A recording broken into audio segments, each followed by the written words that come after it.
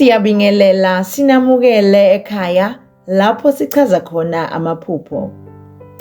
Namuhla ke sizobheka izincazelo ngokuphupha ulahlekelwe izicathulo. Ukuphupha ulahlekelwe izicathulo akulona iphupho elimnandi, kodwa ke linamandla kakhulu ngoba izicathulo ephusheni zimele indlela, ukuhamba kwakho kwempilo, isikhundla sakho nokuzinza kwakho. Uma uphupha ulahlekelwe izicathulo, kusho ukuthi kukhona okushintshayo noma okuphazamisekayo endleleni yakho. Kungaba ngokomsebenzi, ubudlelwane noma ngokomoya. Cabanga nje, izicathulo ziyasivikela uma sihamba singabuzwa ubuhlungu nokuhlatshwa. Uma ke ulahlekelwe izicathulo ephusheni, kungabonisa ukulahlekelwa isivikelo sakho sohambo noma ukuqondiswa kwakho. Kungenzeka ukuthi uphila lapho uzizwa ungasakwazi ukuqonda ukuthi uya kuphi noma usulahlekelwe i-direction yempilo yakho. Uyaphila nje kodwa inhloso noma injongo okanye intshisakalo ayisekho noma kusekho ukugqugquzelayo empilweni yakho. Uzizwa sengathi uyanhlanhlatha nje noma ulahlekile.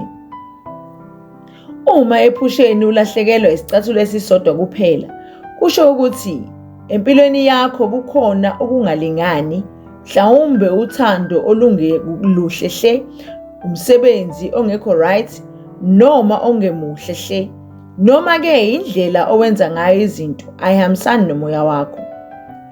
Lesi sicathulo esilahlekile singaba uphawu lokuthi kukhona into oyidingayo ukuze uqondise indlela yakho, okuyinto ephuthumayo empilweni yakho.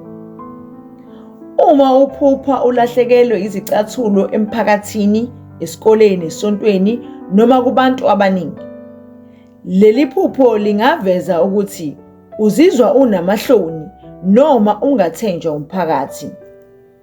Leli phupho lingaba isixwayiso sokuthi ubuyisele isithunzi sakho noma ubheke izinto ozenzayo ezingalungile noma ezenza uzizwe ulahlekile.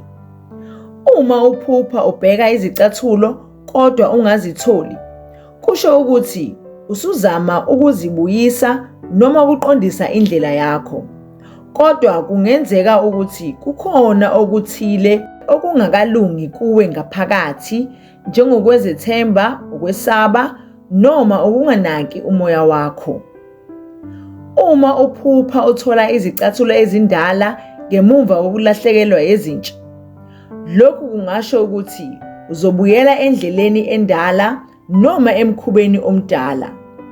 Lokhu kungaba yinto enhle uma kuwukuthi leyo ndlela yayilungile noma iyinhle. Kungaphinde kube isixwayiso uma kuwukuthi leyo ndlela yayingeyinhle noma ingalungile okanye yayikubambezela.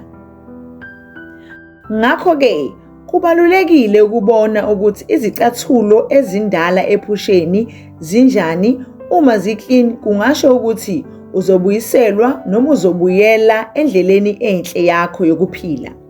Kodwa-ke uma uziphupha zingcolile, kungasho ukuthi kufanele ungaphindeli emaphutheni adlule. Ngokomoya, kungasho ukuthi amandla akho kamoya noma ukuxhumana kwakho nomdali kuyaphazamiseka. Kungaba yisixwayiso sokuthi kumele uthandaze, uhlanzeke noma ubuyisele amandla akho kamoya.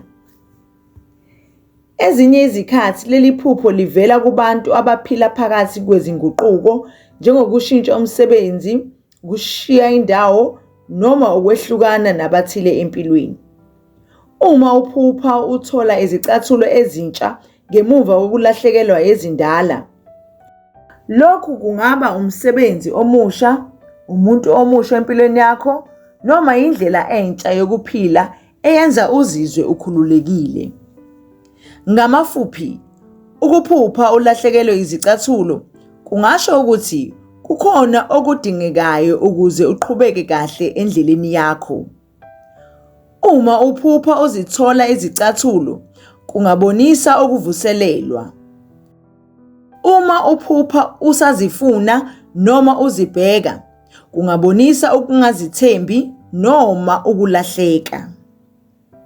Kodwa konke lokhu kufika njengomlayezo wokuthi sekuyisikhathi sokubheka phambili uthole lokhu okudingayo ukuze uqhubeke ngendlela eqondile noma enhle empilweni.